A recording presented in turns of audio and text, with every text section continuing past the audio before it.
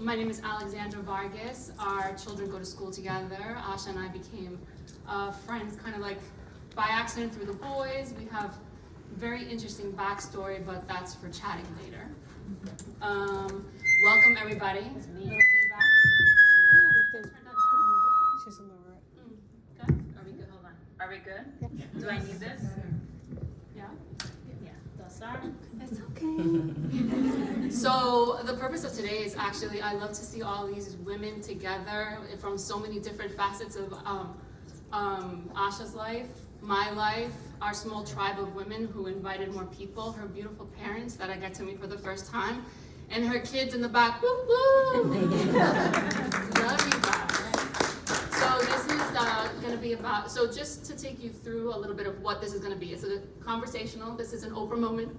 We all want to be Oprah at one point. But we are going to kind of take you through Asha's thoughts and why she wrote the book and ask some questions. There's going to be an opportunity at the end for some Q&A. And so we invite everyone to either take notes as we speak and get ready to get into a conversation, because this is definitely about that. So without further ado, first of all, congratulations again. I made notes because if I don't, I will just ramble. So I'm just gonna read. So first of all, congratulations on the success of your book. Like Payal said, top seller titles in Amazon, that's no small feat. Many dream of writing a book, and you did it, so kudos, my friend. Thank you. And these past few years have been challenging, right, in one way or another for many. I don't doubt that many in this room have gone through a lot, or may still be going through one thing or another. So That's okay. That is okay. it's okay, we'll just break it up, we'll keep it light and flowy. So, but I just wanna say thank you for taking the risk of sharing your story. It's relatable, it resonates, and it's brave. Thank you. So Asha, I'm gonna jump right in here because I feel like there's a lot to talk about. So for those of you that haven't read the book, it's about 7 chapters. It's a very quick read. You get through it pretty quickly. And I really think that a lot of you will be like, yes, yes, yes. So one of the chapters that kind of got it going for me was the cliff, right? So in this chapter of the book, I'd like you to talk a little bit about that cliff. The feeling of standing at the edge of making a decision, but pulling back for fear. So I want to talk about a little bit about how did you overcome it and when you finally got to that space.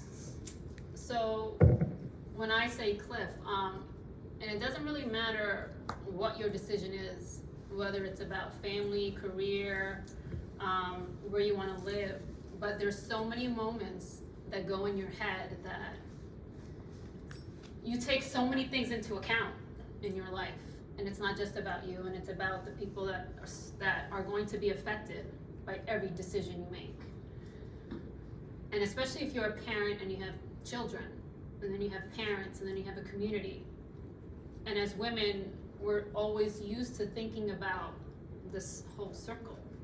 You kind of come somewhere in the back. So there's so many times, when you feel like something doesn't feel right, or something doesn't feel like how you think it's supposed to be. How do I make a change? How do I do it? But you still stay in that. It's like a heaviness. And you're not ready to take that step. And for me, that cliff was, at what point do I say that the fear of judgment is not as strong as the love that I have for myself to pursue what I want in my life? And the fear of judgment held me back so many times, because what is everyone gonna think about my choice? And for me, in this particular time for this story, it was about how do I choose to pursue a life that makes me feel good, but I know is gonna make a lot of people around me not feel good. And that's tough, because you're not here to hurt anyone. You're not here to make it personal for anyone, but you know that on a very deep level, it's going to do that. So because of that, so many times, I said, no, I can't. I'll be okay. And if for those of you who haven't read the book, you know, the cliff for me was the decision of, is it okay for me to part ways with my partner for 25 years? And we often go through a life where we think something big has to happen. Something big has to happen for me at this time in my life to say no more. And I wasn't around any situation where I saw anyone making a decision like this, because to just say, hey,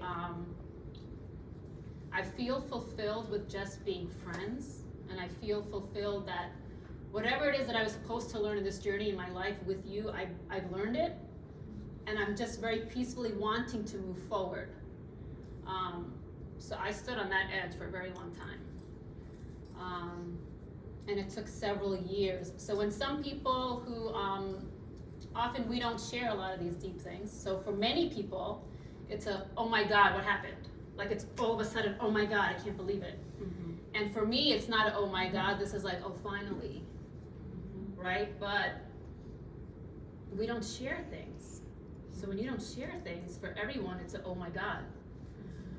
So I understand that, and coming from an Indian background, you keep your stuff private. Like your family stuff is not for anyone to know. That's what I've seen, and that's what I was used to. And especially in a situation where you think that it's going to bring shame to the family, or shame, you know, to your parents who love you and raised you in a way that they thought that they knew the best that they knew how. Well, don't give too much away. Okay. Don't give too much. So when I finally, you won't buy the book? okay. But no. So we're gonna segue into that because Okay. it's so all of that I think resonates with a lot of us. So even if it's about relationship, it's about careers, it's about whatever, any type of relationship. It doesn't necessarily need to be like a marriage one. It could be a friendship. It could be with a parent, and so.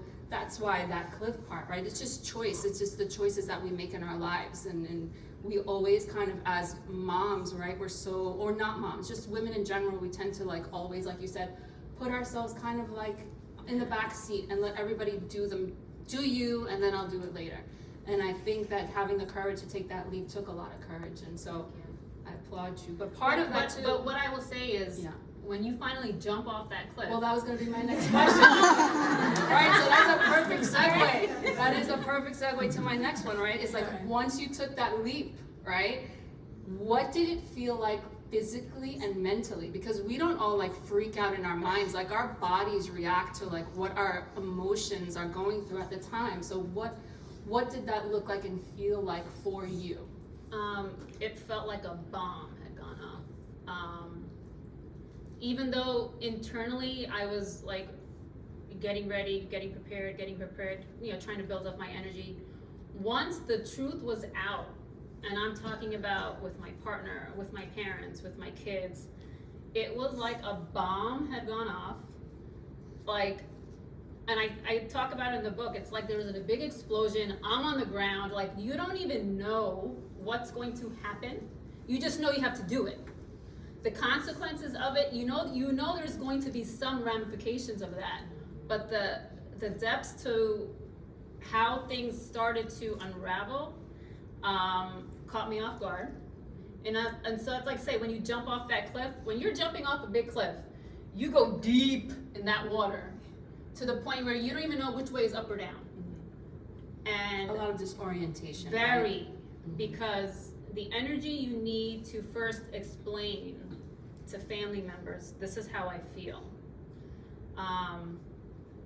And on their end of it, they knew nothing because I was so good at holding my stuff in. It took a lot of energy to explain to my parents, who are so lovingly sitting up here, for them to understand where I was coming from, because this is unheard of in their life, you know, and how they were raised. So the energy that it took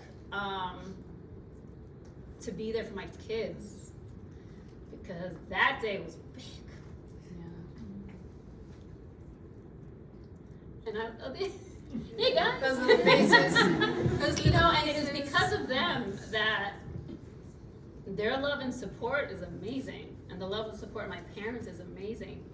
But it took time for everybody to process what was happening, and I could not rush them. Like, they are human beings in their experience now. Right. Whether it's you're the parent of a child who's going through something, or you're the children watching your mom make a decision that affects everything about you. So I was all trying to figure out, how do I get up to breathe, because I know I need to, Yeah. and I know this is what it's supposed to happen. That's a perfect segue to my next part, right? Because as Go Oprah, go Oprah. So, no, seriously though, it is a really good segue, and I think the reason, right, that we tend to struggle is because we have so many roles, right? Like, and you very early on in the book, you talked about roles and checklists, right? And of the roles that you're meant to play, that you're supposed to play, that you're supposed to fall into, because that is what you were taught, right? That's what you see, that's your environment, whether it comes from your, little circle of your family or your community or the society in general, of the expectations of women today and what succeeding looks like. Right, so there's like a lot of pressure, and I think probably like when you start to peel back all of those layers to try to get to the one role, right, to the one you, I think talk a little bit about those roles and how you peel back the layers to try to get to the core of who you are. So, I know there's a part in chapter 1 where, and it's in bold because it was pretty much a letter I had written to my partner, but I didn't really give it to him, but it was me kind of venting and me kind of feeling like, why is it that I'm the one that's doing everything in the house? Why is it that you and I both have a career, but we're putting, your career is number 1 and mine is second, and it was a whole thing of that where I was just kind of like spewing out everything that I was feeling. I think we can relate. I'm sure, right? Like, that the women in this room can relate. Where you're like, to you're the going nth to degree. work, you're leaving work early, the kids are calling you, but everything comes down to you, and you're like, well, why is it my job when this is supposed to be a partnership? But then in that, and that's something I had written probably 3-4 years ago, and I did a lot of writing on my phone. When I read that 3 years later, I was like, whoa, this woman is angry. She is resentful. She is angry. And that's where I had to really go back and look at, why am I angry? Why am I blaming him for decisions that I made? Right? Like, why did I think that it was okay for me to put my career second? He never said your career is second, but I just kind of like followed what I've seen and how things are done. So I had to unravel the anger and the resentment before I could move forward. Right. And You are that's so on. Did you read my questions? no, I didn't. You're that's how you're psychic. Amongst And amazing other things. I purposely told Alex, do not tell me anything. I don't want to know. Yeah. She's like, you sure? I said, no, I don't want to know anything. So, Yeah. So, okay, go on. so thank you. But so a part of us, right? We do tend to put the blame, right? We're like, why am I doing this? And a lot of things, it's like control from parents who are like, okay, I don't know. No, you're not gonna do it right. Let me do it. Or no, you're gonna take too long. I'm gonna do it. Pick up your shoes, and then 5 minutes later, you're picking them up. And it's just like, well, let them pick them up. Like we're just constantly we're just doing too much, right? Like it's just, and so then we start to blame everybody around us in our family, the kids, the husband, the mom, and whomever's around.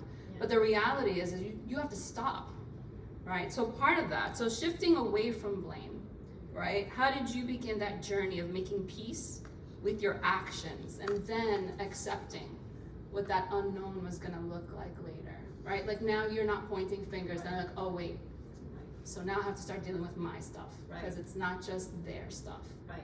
So when I was feeling a lot of anger and resentment, which only for me at that time validated, you see, this is why I can't be in this, right? And all of that.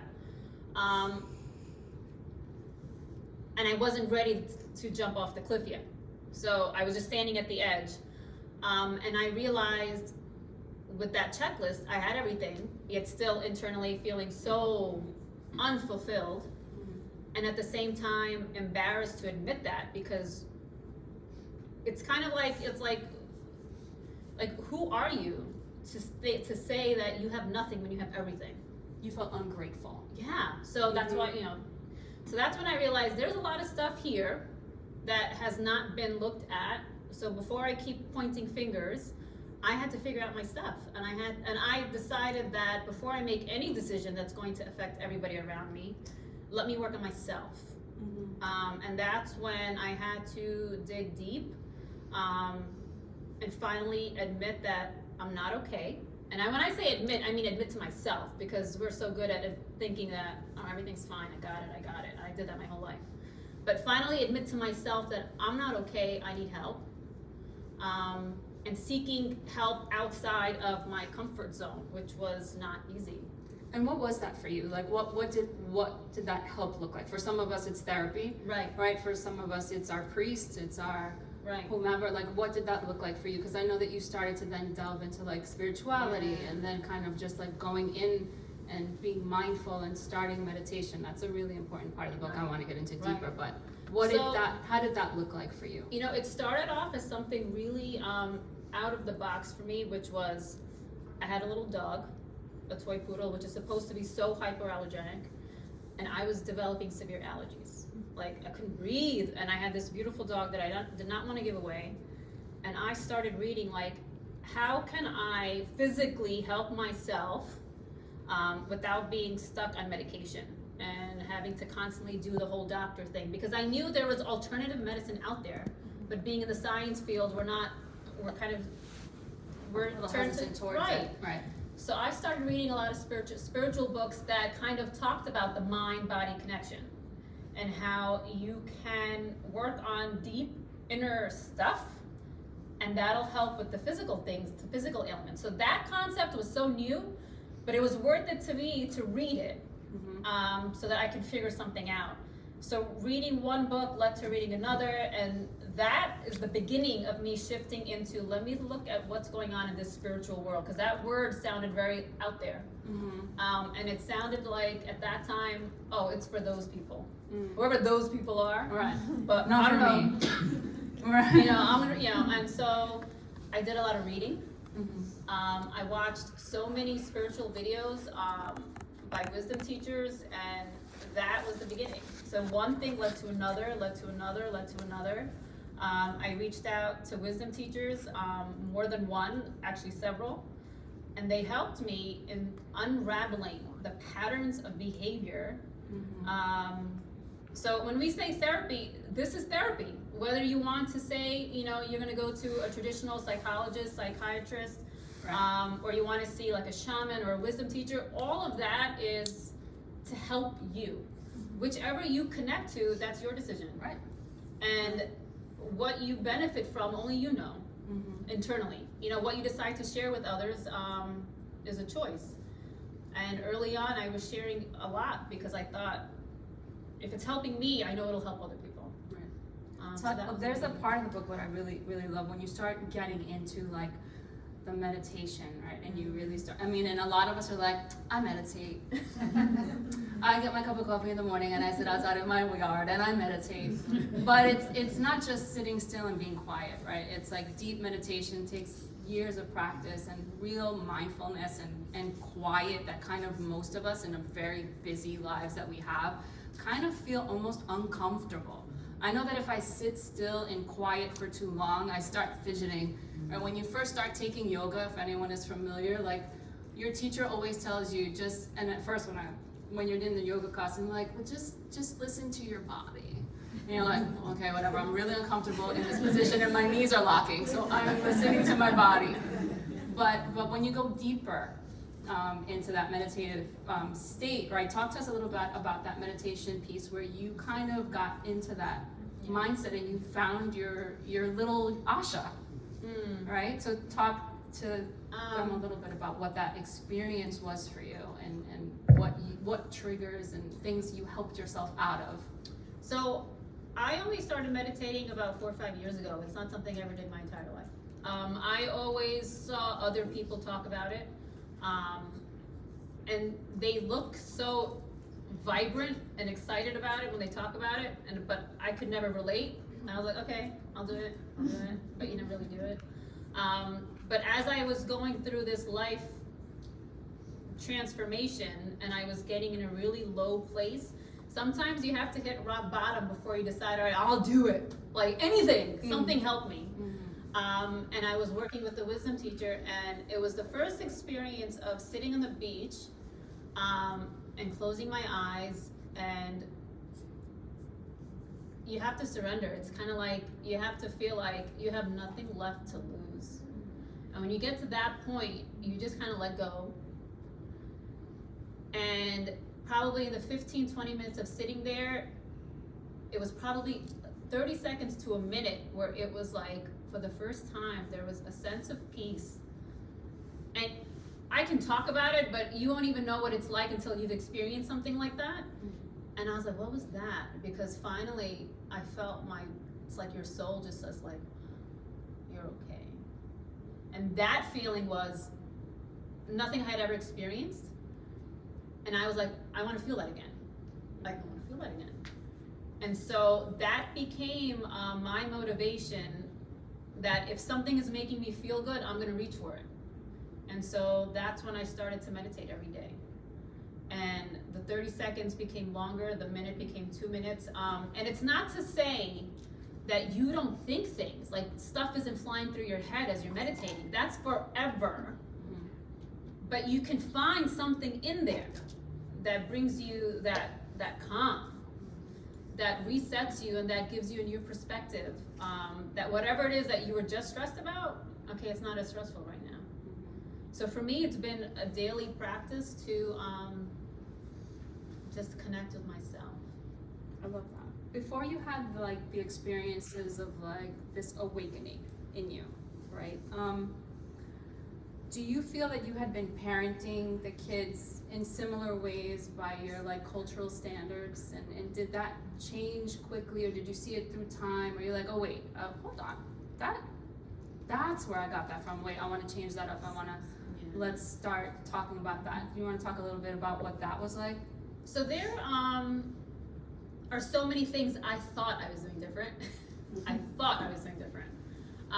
Because, I was raised by Indian parents who were born and raised in India, who came into this country. Now they had to adjust to a different culture.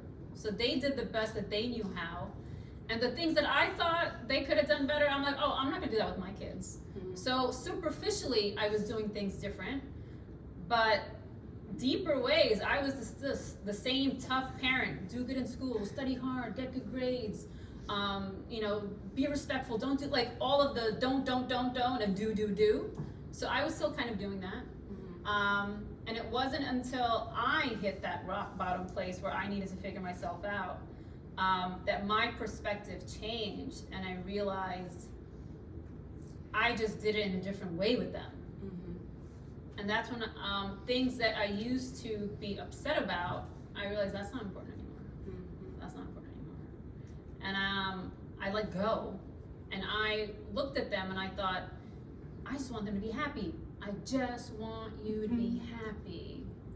We'll figure out the rest. Yes, you're a human being and you have to function in this world and you have to get a job so you can support you. All of that, yes, I understand that, the practical part. But right now, I just want you to be happy. Because when you are that, you can do anything. So the way I changed my parenting, they're probably going to be the best. They can give you the right answers. Should we ask? No pressure. No. But I realized how much more I needed to change. Yeah. Because that's big. Yeah. That's a big deal. I think we're as a parent myself, you do kind of go through these where you think you got an unlock. I'm definitely not going to be like my mom. I'm definitely not going to be like my dad. And I'm going to do it this way. But then you end up doing the same thing. Like I end up literally saying, it's my house. You will. And until you leave, and until you pay rent, and until you make your own money and pay the bills, it's my rules. So like all of that, I think we can all relate to in this room.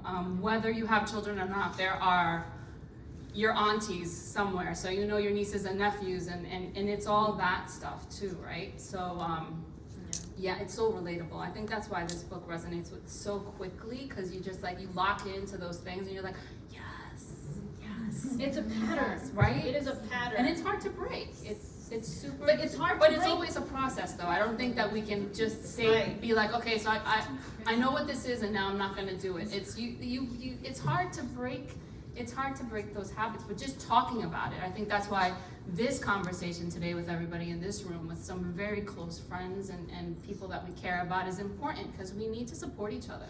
I don't think that, because you mentioned before the way you grew up, it's not dissimilar from the Caribbean family. I'm Dominican, and my kids are Dominican and Puerto Rican, so very, very similar. Italian families, the same, and it's. I think it resonates all across the room and here. I think people can just be like, yeah, you'll see a lot of nodding. I don't think that's wrong. Yeah. But I love your kids. I just have to say that. Love you, Krishy. By the way, our sons were born on the same day, in the same hospital, on the same floor, a half hour apart. Yeah. So when we say soul Literally. connection, Yeah. I mean, everybody who's here today, is connected in some way. That's why we're all here together. But that's what this is. Yeah, that's what that is. It was very bizarre. Yeah. But yeah, I love that story. And we say it every time we meet somebody new. Everybody knows that story by the end of the day. Everybody. So everybody knows Krish and Ethan. So it's funny, when you mentioned spirituality towards the end of your book, right? Did you consider yourself a spiritual person before? I mean, I know that your parents and your culture and stuff, but did you consider yourself a spiritual person? And then did you kind of, or did you discover it during this particular journey? You're like, oh wait, something's missing, and maybe that's what I need to kind of. I don't think I ever considered myself a spiritual person. I was born and raised in a religious Hindu family, so we did like religious rituals and going to temple and all of that.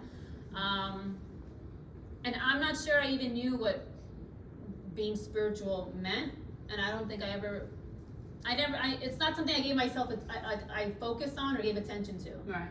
And it wasn't until going through this phase in my life that I started reading other things outside of the box of religion, that I became aware that there were other things out there, and other ways of healing out there, and other ways of connecting to a higher source out there. So things that I didn't necessarily learn at home, which also was like, am I venturing out in another thing that's like taboo? You know what I mean? Because I'm raised in a religious right family. or wrong, like, wait a right. second. But I gave myself the permission to say, let me just open myself up and see what is this other stuff. And as I was learning and reading, and I would talk to my parents about this, they understood everything I was talking about. It's just that sometimes both generations don't talk in a way that you connect on certain topics. Immediately. Right. Immediately. But everything that I would say to my mom, they're like, yeah, of course, that's how blah, blah, blah, blah, blah. And I'm like, oh, but we never really talked about that. Right. So it wasn't, especially in Hinduism, it's based on so many spiritual concepts. Right. But when you are doing rituals and just traditions, then you kind of lose, like, why are we doing certain You things? didn't make the connection. No, I didn't. And only until like you kind of like need it or call upon it, then we're like, oh wait, that does connect. That And does do that. even to say someone's spiritual, like even now, I don't even know what that means, except to say for me, it means that I connect to myself in a different way that has nothing to do with following certain rules of religion. Well, I think I think we can all agree that spirituality is just the recognition of something greater than ourselves, and whatever that takes on, in whatever religion or culture. And then you could say, like, your love is your God, and whatever that means to you. So it's not like I'm zoned in on anything. Right. It's just open. Yeah. Which is different. Yeah.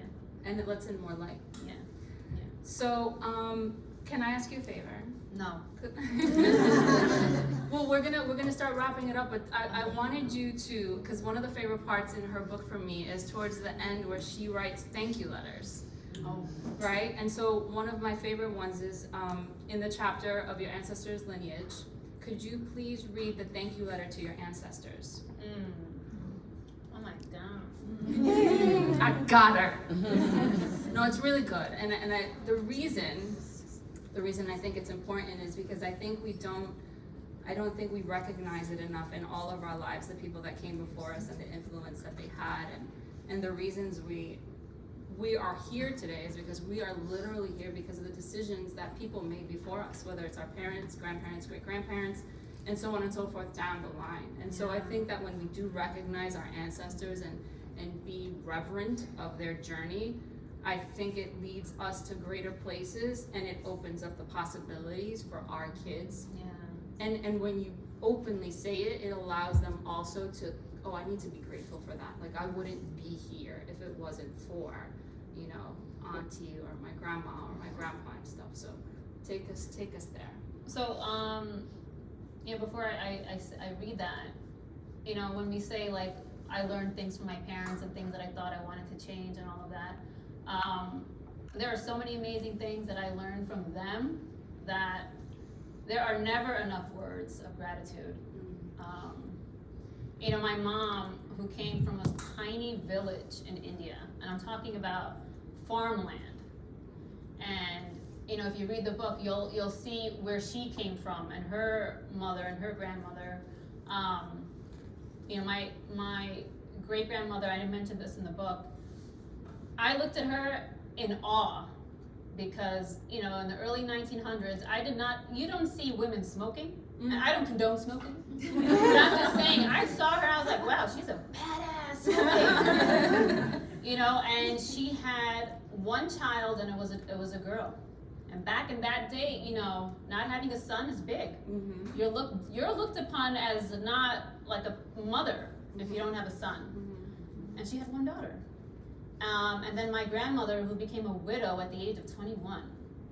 2 kids and a widow at the age of 21.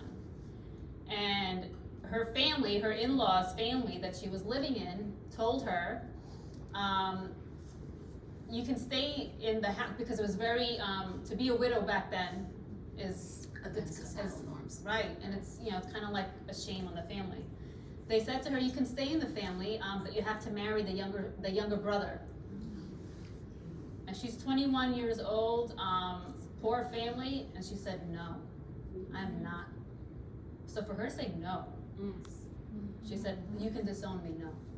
And so she came back to her family's home, which they didn't have a lot of money, and being a widow at the age of 21, 2 kids, and now 2 parents, so that's a lot. And she did whatever she needed to do. And she became that woman in the village that, there was no situation of like a court and a law system, so the village community would pick one person that they highly respected to be the judge and jury. So if there's an issue, everybody comes and you gather, and this person is the one who decides. And the men of the village chose my grandmother. Like that doesn't happen.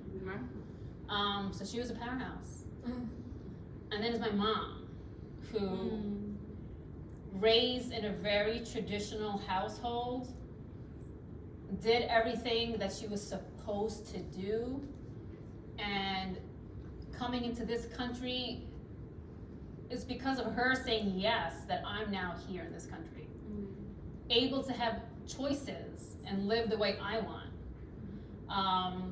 And she would always say to me in private, she would say, Asha, always make sure you study hard, get a job, support yourself. And she would say, never depend on a man for money.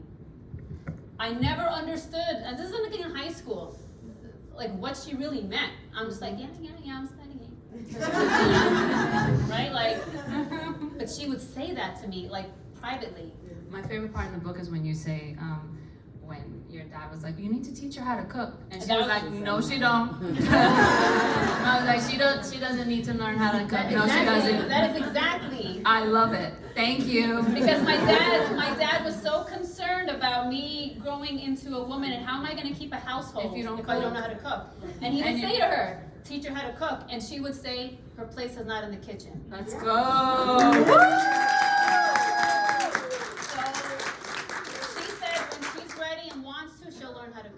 Did she learn how to cook yet? I only Kids. really started until after the kids were born. Yeah, okay. So All when right. we say ancestors, there's so many women before them that made decisions that helped each generation move forward. So I'm going to read this. So it's a letter to my ancestors. A letter to my ancestors. Thank you. You gave me permission without ever having to say the words. Your struggles and sacrifices became my strength. You knew there was a life beyond what you were living, and yet you courageously stepped forward into the unknown. You changed the lives of future generations of women of our lineage. With each decision, you opened the door to a world of possibility. Each footprint of yours is unique, and I humbly walked in some to feel your energy, and then with a leap of faith, began to step out to create my own. We didn't live our lives alike, but we carried the same thread of knowing there were other experiences waiting for us. You didn't follow the crowd, but rather dealt with the judgment when you chose something different. It is because of you that I know I'm always surrounded by a team of angels who continually guide me. I bow my head in reverence to the loved ones I never had the privilege of meeting, yet whose divine love and blessings I felt. I have more than one mother. I have a tribe of goddesses who walk beside me and selflessly share their strength. They remind me I'm never alone. I am safe, protected, and guided towards my highest good always. I carry the baton proudly and take the victory lap in honor of all the women who came before me. And at the end of this lifetime, I very proudly will pass that baton to my daughters, who will run their own races and celebrate in victory. So with that, I just want to say thank you again for sharing your journey, and it's indeed only just begun. Thank you. So at this time, we'll take questions. If anybody has any questions that they want to ask, feel free. Don't be shy. We're all family here. Anybody? Yeah, Sonia. I do have a question. When you decided, when you were at that cliff and you were, before you made that leap of faith, did your husband have any kind of, the same kind of feeling that you were having? Maybe he also, when you decided to do this, he also thought the same way and came to sort of like a compromising feeling, like this is not going to go anywhere because we're both feeling the same way? He felt a lot of what I was feeling, but he, like also many men, and he said to me, he goes, but this is not any different than what I see with my parents. He's like, my mom and my dad have that kind of a relationship. So what I was saying that wasn't feeling good anymore, he goes, I get it, I know, but it's the norm. So how are we gonna do this? I'm willing to stay in this until the kids go to college. I'm willing to do this, however long we need to do this so that they'll be okay. So he was willing to sacrifice himself. Because I said to him, I said, you're willing to stay in this knowing that all these other things are just not gonna ever be? He goes, yeah, I know, but what choice do I have? So this is not just a female thing.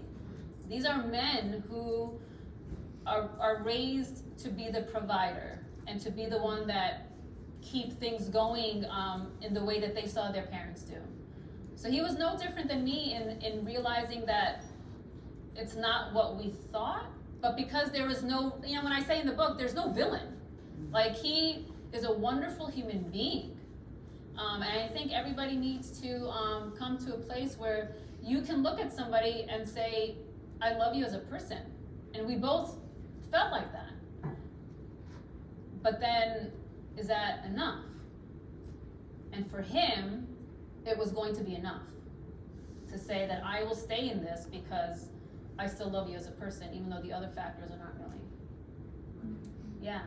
So, and then I said to him, and this was big, I said, you realize that you're willing to stay in it, and I'm not. I'm gonna be the one that's gonna look like a villain. Because I'm the one now that's gonna have to step out in the community and it's gonna be, oh, Asha made this decision. Even though internally you want to, you just don't know how. He goes, I know, and I'm sorry. And I said, okay, then I'm just gonna have to step out, and it is what it is, I'm ready. So, sometimes you're ready and sometimes you're not. He was still at the cliff. He wasn't ready. Yeah. And I couldn't force him to. But I couldn't stay up there with him. Like, that was it. And I just FYI, this place that I rented out, it was with his help. Yeah. And what I absolutely love about this story is that it is absolutely about co-parenting. Like, you are both adults in the situation and you treated it as such. You guys have a mission together, and that is to raise 3 amazing kids, and they're on their way. And you guys have so much to be grateful and thankful for. And it is tough doing it in general. It is a journey. In general? Did I say in general? Yeah, in general. Yeah. And so I applaud you, and that you guys, kind of got past the BS of like the nitty and just be like, we have a mission, and let's just make sure that this is gonna happen, and we're good.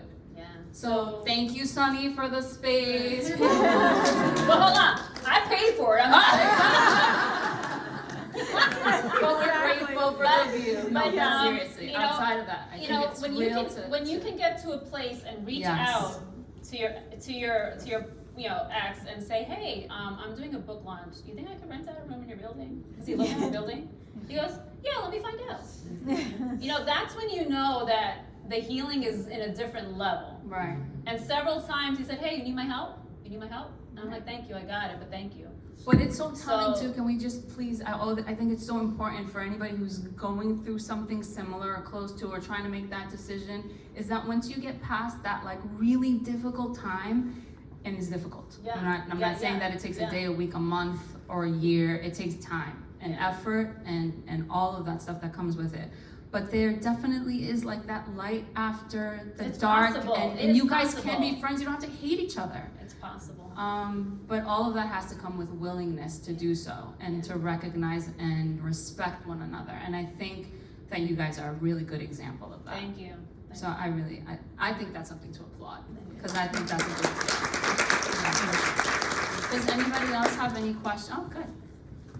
Hi. Hi. So, can you speak a little bit to how your friendship circle changed? Because a lot of times when you're going through this, you were talking earlier about the judgment, or, there are a lot of women who are at that edge who, for different reasons, have decided, I'm not gonna jump. And so they make different decisions, and when people make different decisions from a different place and they see you moving forward, that can impact those relationships. Can you speak a little bit about Yeah. that? Such a good question. So that actually, when we talk about your circle of friends, that is probably one of the biggest unexpected shocks that I had when I made this decision for myself. And I'm talking about my circle of women that I was with for like over 25 years, but it was my group of women that we met as our couple, the couples women, like your that tribe where you have the kids together and you go through so many changes together.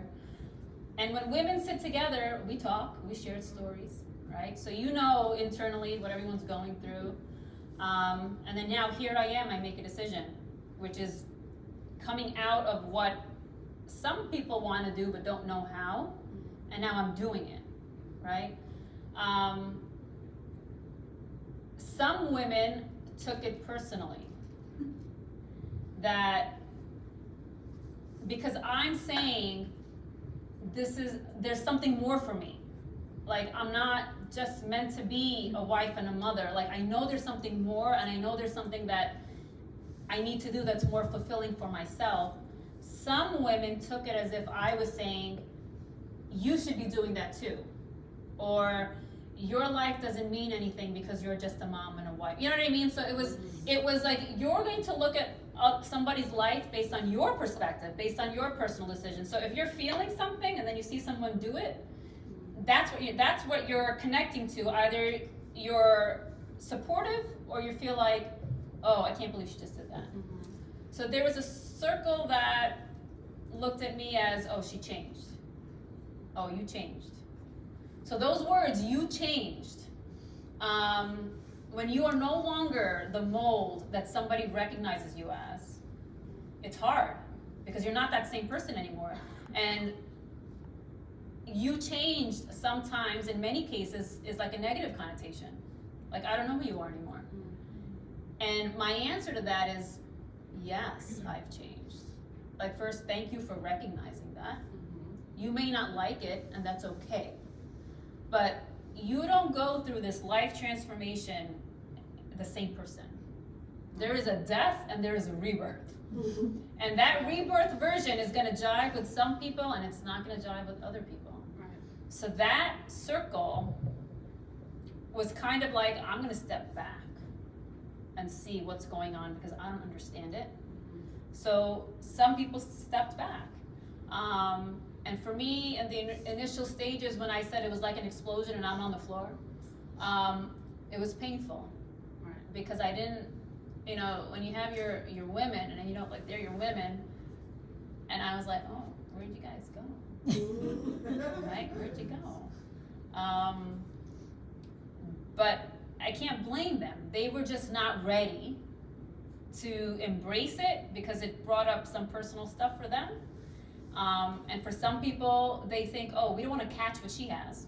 Right, because you could catch it. You can catch it. You can catch it. And then it's going to come all over you. It's gonna be your fault. You did it. Well, you planted the seed. Right? Oh, you got that from Asha. And so for so many different reasons, people stepped back. And then looking at me, kind of like I would say, I don't know if I said this in the book, like a science experiment. Like, we're gonna see where this goes. Like, From afar. From afar. From afar. We're gonna see, oh, she thinks that there's something else for her. Oh, she's not happy in this marriage. She thinks this marriage is not good enough for her. Oh, she made that decision. Now her kids are gonna suffer and she doesn't see that yet. We're gonna watch how this show plays out. Right. And so that's what's been happening for the last 2 years of people observing. And that's great, because observe it. Because now you're gonna see what can happen. The success behind it. When Well, you get and- over the fear, yeah. right, When and you move forward. But and I'm not even gonna say success, like, it's just somebody living the life that they want to, that feels authentic, That's it. right? Whether I wrote a book or not, whether I did anything to be out in the limelight or not, but if I can just go somewhere and feel like, I'm me now, that is it. And so one circle of friends kind of went over here, and then all of us, this is how the universe works. One door kind of closes, and then all of a sudden another door of people that I had never even knew in my life The new tribe. started coming in. And then you know who your tribe of women are when you are on the floor and you can't even get up. And they're like, hey, let me help you. Let me help you. I got you. And those women that came in my life, I mean, a lot of them are in this room. I can't even begin to say your perspective on your friendships, your bonds are not based on the number of years you've been with someone.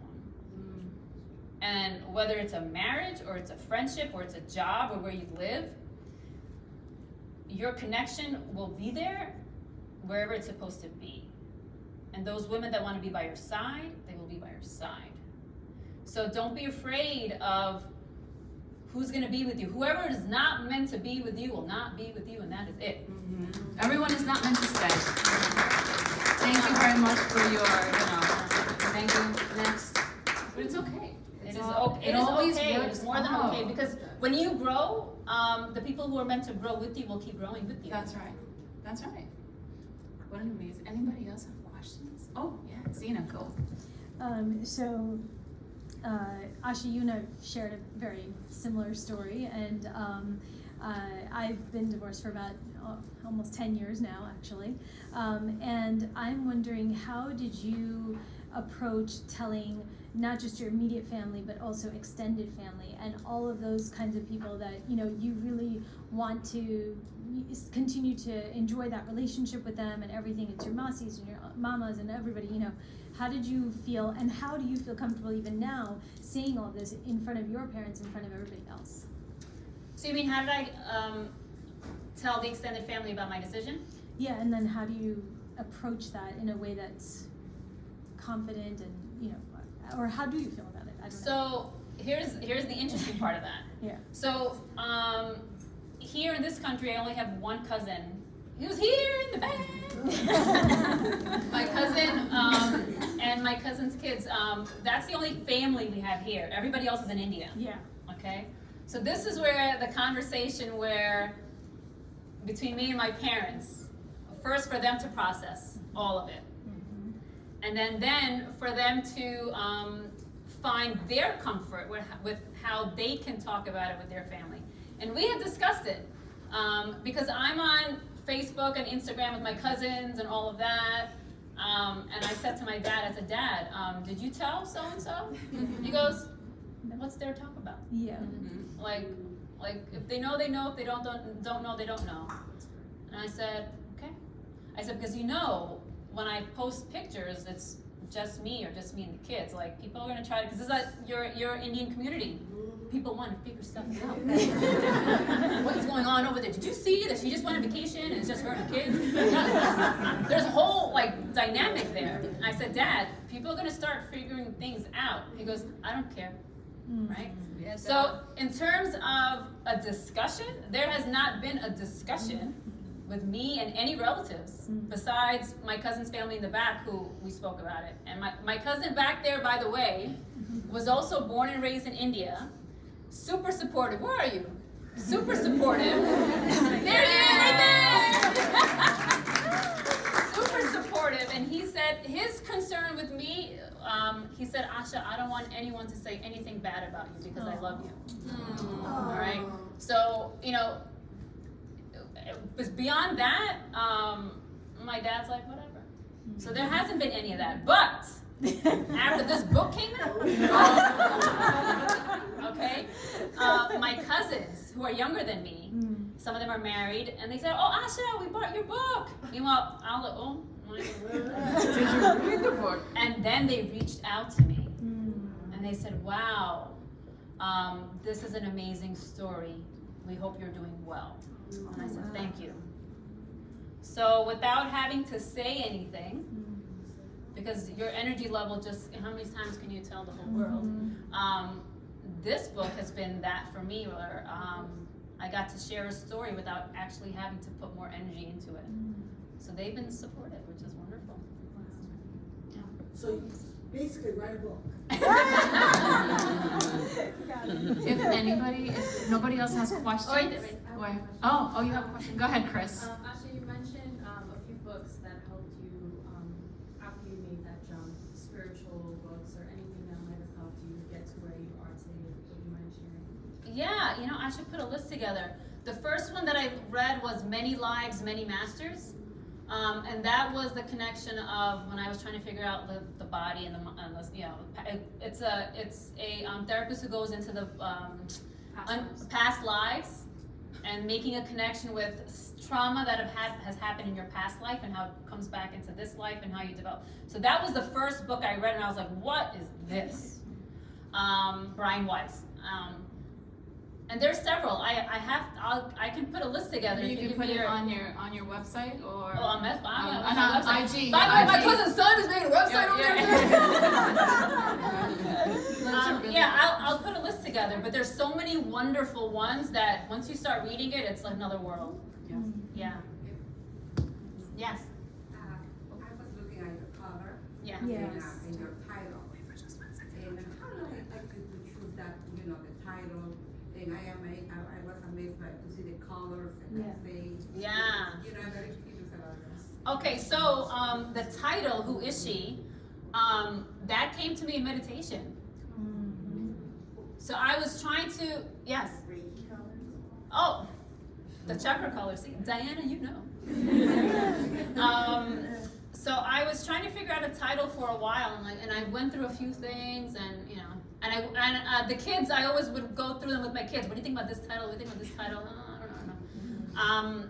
And then one day I sat in meditation and I said, "Can you just show me the title?" And then I swear that's how it came up. I was meditating, and then all of a sudden I saw, "Who is she?" And I was like, "That's it. That is it." Because who are you? Who you present to everybody else, is that the same person behind closed doors?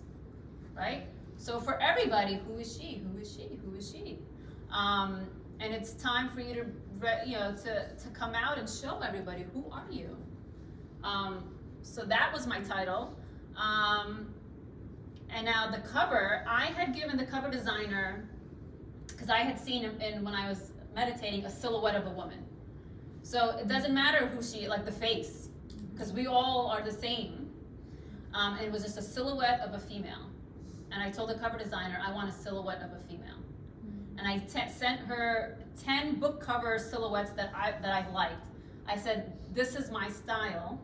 Can you come up with something?" And boom, that was like this. It was this cover and another cover. One was darker and deeper. This was more vibrant. And so I took a poll amongst many women in my circle, and everybody gave me their input. And this was the one that won out. Yeah. Thank you. Oh. I don't have a question, just a comment. First thing I would say, it takes a level of maturity in terms of the way you and your ex handled it. Mhm. So kudos to him as well. Thank you. So, there were two things that when I was reading the book, the first one when you said, when you finally came to the conclusion that you needed help, that definitely resonated, and it actually triggered a text that was long overdue. So thank you. Oh, wow. And the second thing, I think the letter that one of your kids wrote, that made me cry. That was so touching, and I think there's, again, going back to maturity, I think even your kids, the way they've handled it, there is a level of maturity that kudos. You know, that letter that I put in there, I asked permission. I said, "Is it okay if I put that letter in the book?" And she said yes. That letter was written 2 weeks after us telling them, "Hey, this is our situation." And it was our anniversary. So now 5 of us are going out to celebrate our anniversary. But we made a decision as a family that we're celebrating our family. It's going to be a new type of situation, but we're going out and we're going to have dinner together. And so the kids have always had wonderful things to write for every occasion. And this was one of them, and I saved it because I looked at them and I'm like, who are you? You know, you think you're the parent. You think you're the ones that know how to be, how to teach, and you know, the kids are your biggest teachers. So I had to put that in there because I felt like the perspective of a child, we underestimate what our children are capable of. And not to say it's easy at all. I mean, the healing continues. And one day maybe they'll write a book from their perspective of what the situation was like. But for me as a mother to read those words, it just validates for you that when your kids love you, it doesn't mean it's easy, but they'll be there. So, you know, when you stand on that cliff because you're afraid, the universe will make it work. Whichever way it's supposed to be, it'll work. That is such a good way to end it. Any other questions? Nobody else? Do you have a favorite part? My favorite? Oh. Were you gonna read something from the book? Oh, should I? You know what I'll do? I'll end it with the poem that I wrote. And this poem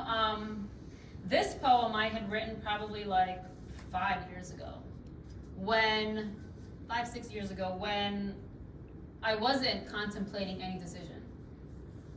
but it was me beginning to feel like I want to let go of the roles. So I put that in here because when I read it years later, I was like, wow, you were going through something and you didn't know. Meaning like, you don't even know what you're about to do. Like, fast forward 3-4 years and then you're gonna understand why you just wrote all this. So this is the beginning of chapter 7, where first I wrote a quote. It took me quite a long time to develop a voice, and now that I have it, I'm not going to be silent. I had to put that in there because, yeah. So this is the poem that I wrote. I am magical mommy, wonderful wifey, darling daughter, sweet sister, amazing auntie, and the list goes on and on and on. I am all of that, and you call me Wonder Woman. I play that role really well and carry that badge of honor proudly. And then that day comes when I look in the mirror and decide, I am not Wonder Woman. I want to laugh from the core of my heart, the one that beats for pure joy. I want to be barefoot and run free in the rain, feeling every pebble under my feet. I want to sing the melody of my mood, to cry and laugh all at once. I want to paint the world the colors of my soul, so many a canvas, yet not enough to tell my story. I lay to rest that title, let go of that person. I surrender to the magic in me that lets me breathe, lets me love, and lets me just be.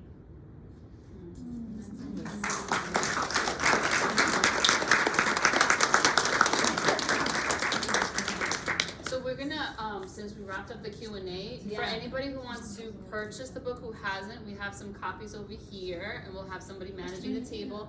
But we also want to take some opportunities for everybody to take some pictures, if you haven't already, to buy this wall with Asha, with your book, without the book, but just to commemorate the moment. And I just want to say I love you, and I'm so glad that I'm part of your tribe. But I also wanted to say, putting this together, it has been crazy busy, but I can't go today without thanking some amazing women who helped me put this day together.